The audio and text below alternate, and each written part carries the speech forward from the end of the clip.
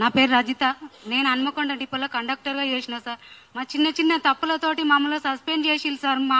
మేము ఇబ్బందులు పడుతున్నాం సార్. మా కుటుంబాలు రోడ్డున పడ్డాయి, ఆగమైపోతున్నాం సార్. సజ్జనర్ సార్ మా తప్పును క్షమించి ఒక్కసారైనా మా అందరికీ జాబులు వచ్చేటట్టు చేయండి సార్. మేము ఎంత బాధపడతానో, ఎంత మందిని తిరుగుతానో సంవత్సరం కానుండి సార్. మీరు ఒక్కసారి కూడా కలవనిస్తలేరు సార్. మీ దగ్గర రాణిస్తలేరు ఎవరు. మమ్మల్ని అందరూ నెట్టేస్తారు సార్. గేట్ బయట నుండే పంపిస్తారు. మమ్మల్ని అందరిని ఒక్కసారి క్షమించి మా అందరికి జాబులు వచ్చేటట్టు చేయండి సార్. మా కుటుంబాలు ఆగమైతానే సార్. చాలా మంది సంవత్సరం నుండి ఇంతవరకు చాలా మంది చనిపోయారు సార్. వాళ్ళ కుటుంబాలు ఆగమైతానే సార్. పిల్లలు మీ అందరం ఆ ఇబ్బందులు పడుతున్నాం సార్. తప్పకుండా మమ్మల్ని క్షమించి ఒక్కసారి చిన్న తప్పుే కదా అని మీ కుటుంబాల లెక్క భావించి మా అందరికి జాబులు వచ్చేటట్టు చేయండి సార్. ఒక్కసారి క్షమించండి సార్. మేము ఈ ఉద్యోగాలను చేరి చిన్న చిన్న తప్పుల వల్ల మమ్మల్ని ఉద్యోగం నుండే రిమూవ్ చేశారు. సజ్జనార్ సార్, మీ తప్పులు ఎన్నో ఉన్నాయి, మేము ఎదిరించదలుచుకోలేదు. కాకపోతే మా కుటుంబాన్ని ఆలోచించి మా తప్పులను క్షమించి చనిపోయిన వాళ్ళకి అటువంటిది, ఉరిశిక్ష తీసిన వాళ్ళకి అటువంటిది క్షమాభిక్ష అనేది ఉంటది. మాకు ఒక క్షమాభిక్ష అయినా పెట్టాలి. మా పిల్లలు మేము రోడ్ల పడుతున్నాము. మా ఇంట్లో నేను ఒక్కదాన్నే చేసుకోవాలమ్మా. నాకు హస్బెండ్ కూడా లేడు. ఈ జాబు వల్ల నా పిల్లలు నేను నడి రోడ్డు మీద పడ్డాం సార్.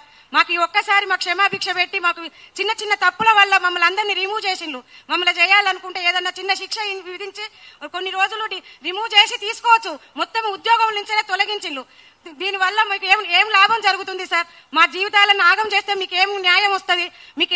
మీకేము ఉంటది సార్? ప్లీజ్ సార్, మమ్మల్ని ఉద్యోగంలోకి తీసుకొని మమ్మల్ని ఉన్న కార్మికులందరినీ మమ్మల్ని ఉద్యోగానికి మళ్ళీ పిలువవలసిందిగా కోరుకుంటున్నాము. మా బాధ మీరు పడితే తెలుస్తాయి సార్. మేము ఎన్ని బాధలు పడుతున్నామో, మా ఈ కుటుంబాలు ఎంత రోడ్డున పడ్డాయో, ఎంత విలపిస్తున్నామో. మేము బయటికి పోయి అప్పు చేసుకోలేని పరిస్థితి, పిల్లలను చదివించుకోలేని పరిస్థితి, పిల్లల పెళ్లిళ్ళు చేస్తే పిల్లల పెళ్లిలకు కూడా అప్పు కూడా చేసుకోలేని పరిస్థితిలో నడి రోడ్డు మీద పడ్డాం సార్. ప్లీజ్ సార్, మాకు ఈసారికి క్షమించి మా అందరికి ఉద్యోగాలు ఇవ్వాలని కోరుకుంటున్నాం సార్. మేము చిన్న పొరపాట్లతో మమ్మల్ని ఉద్యోగాలను తీసి బయట పడేసారు. సస్పెండ్ అయ్యగా రిమూవ్ చేశారు. మేము చేసిన చిన్న తప్పులకి మమ్మల్ని చేసి రోడ్డు మీద పడేస్తే మా పెద్ద సార్ ఎండి గారు అయిన సజ్జనా సార్ గారు కూడా చాలా పెద్ద తప్పులు చేస్తూనే ఉన్నారు. అది కొంచెం చెప్పుదామని ప్రెస్ మీట్ పెట్టినాము.